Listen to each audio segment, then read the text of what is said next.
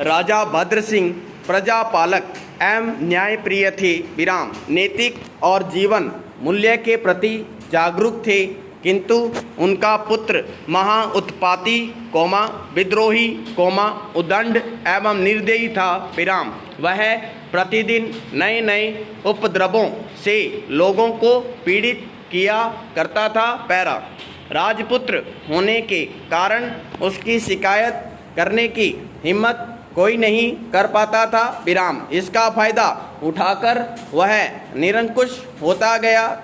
लेकिन राजा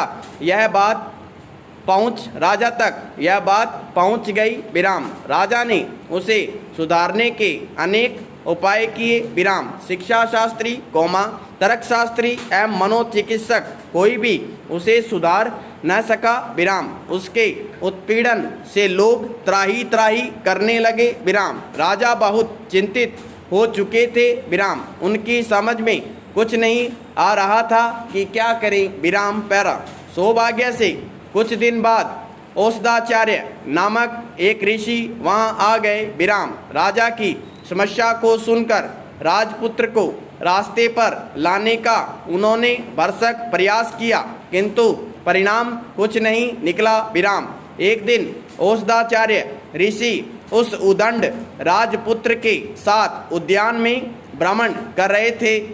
तभी उस बालक ने एक नन्हे पौधे से पत्तियां तोड़कर मुंह में डालकर चबानी शुरू कर दी। विराम पत्तियां बहुत कड़वी थी। विराम क्रोध में आकर उसने पौधे को जड़ से उखाड़कर फेंक दिया। विराम इस हरकत से ऋषि बहुत नाराज हुए और उसे डांटने लगे। विराम पैरा उदंड बालक बोला कि उसकी पत्तियों ने मेरा सारा मुख कड़वा कर दिया है। विराम इसलिए मैंने इसे जड़ से उखाड़कर फेंक दिया। विराम गंभीर भाव से ऋषि बोले, बेटा ध्यान रखो, यह तो औषधि का एक वृक्ष है। विराम इसके पत्तों के अर्क से बनने वाली औषधि अनेक असाध्य रोगों को दूर करती है। इसलिए राजोद्यान में इसे लगाया गया है। विराम अजीर्ण आदि पेट के रोगों के लिए इसका सेवन बहुत लाभप्रद होता है। जो छोटे छोटे बालकों के स्वास्थ्य को बचाने का माध्यम बनती है। विराम पैरा ऐसी अमूल्य औषधि का तुम अपनी नासमझ बुद्धि से नाश करने में लगे हो। तुम्हें लज्जा आनी चाहिए। विराम इसकी कड़वाहट तुम्हें पसंद नहीं आई, लेकिन तुमने अपने कड़वे स्वभाव के बारे में कभी सोचा? प्रश्न तुम्हारे अनैतिक एवं उदंड स्वभाव की कड़वाहट से लोगों का कितना अहित हो रहा है। इसका तुम्हें पता है? प्रश्न तुम्हारे पिता का प्रजा में अपयश हो रहा है। विराम पैरा ऋषि के वचन उस उदंड बालक के हृदय को छू गए। विराम उसी क्षण से उसके जीवन की दिशा बदल गई। विराम अब वह अपने नीतिवान पिता का वास्तविक उत्तराधिकारी बनने लायक हो गया है। पैरा एक बार की बात है। एक कक्षा में गुरुजी अपने सभी छात्रों को समझाना चाहते थे कि प्रकृति सभी को समान अवसर देती है और उस अवसर का इस्तेमाल करके अपना भाग्य खुद बना सकते हैं। विराम इसी बात को ठीक तरह से समझाने के लिए गुरुजी ने 3 कटोरे लिए। विराम पहले कटोरे में एक आलू रखा, दूसरे में अंडा और तीसरे कटोरे में चाय की पत्ती डाल दी। विराम पैरा अब तीनों कटोरों में पानी डालकर उनको गैस पर उबलने के लिए रख दिया। विराम सभी छात्र ये सब हैरान होकर देख रहे थे, लेकिन किसी को कुछ समझ नहीं आ रहा था। विराम 20 मिनट बाद जब तीनों बर्तनों में उबाल आने लगे, तो गुरुजी ने सभी कटोरों को नीचे उतारकर आलू, अंडा और चाय को बाहर निकाला। विराम पैरा अब उन्होंने सभी छात्रों से तीनों कटोरों को गौर से देखने के लिए कहा। विराम अब भी किसी छात्र को समझ नहीं आ पा रहा था। विराम आखिर में गुरुजी ने एक बच्चे से तीनों आलू,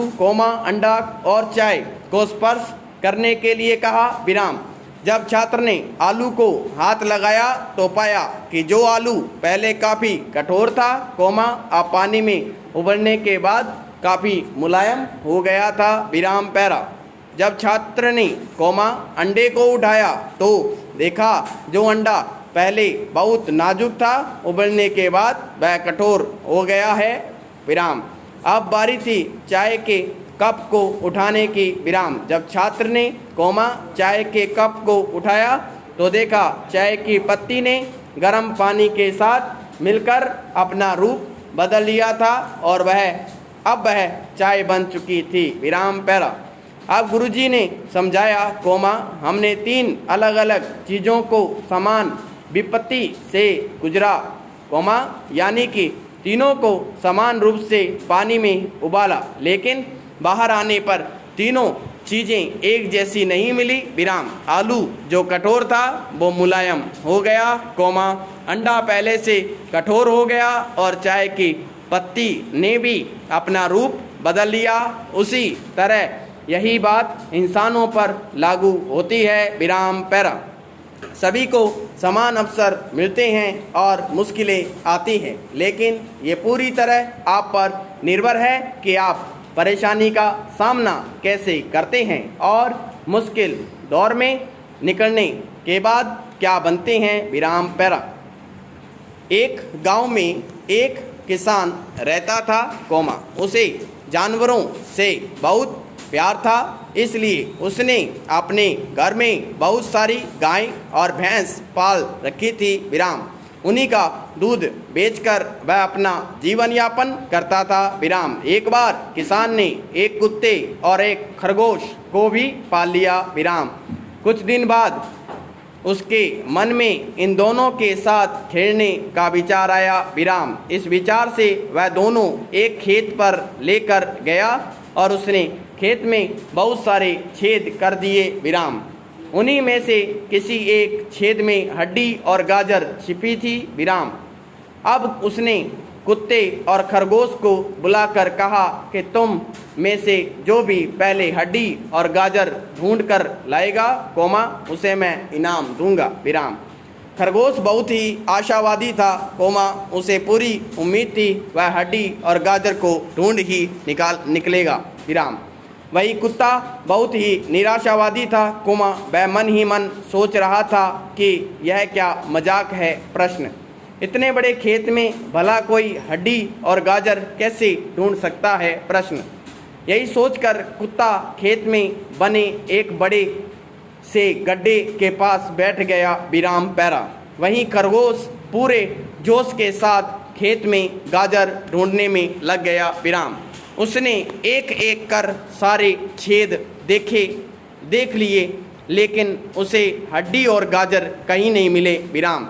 फिर उसने कुत्ते को आराम से एक गड्ढे के पास बैठा देखा और सोचा कि बस यही एक गड्ढे को दिखना छूट गया है, विराम। अब वह उसी गड्ढे में हड्डी और गाजर ढूंढने लगा और संयोग से वहीं ये दोनों चीज़ें उसे मिल गई, विराम। अब तो उसकी खुशी को ठिकाना ही नहीं था, विराम पैरा। कुत्ते की निराशावादी सोच ने उसे बड़े आराम से हारने दिया और खरगोश को आराम से जीतने दिया, विराम। कुत्ते ने आखिर पहले ही मान लिया था कि इतने बड़े मैदान में हड्डी और गाजर मिल ही नहीं सकते और इसलिए उसने कोशिश तक नहीं की, विराम पैरा। दोस्तों, हम में से कई लोग इसी तरह निराशावादी सोच के कारण प्रयास करने से डरते हैं और कठिनाइयों से भागते हैं, विराम। जबकि हो सकता है कि समस्या का समाधान बिल्कुल हमारे करीब हो, पैरा।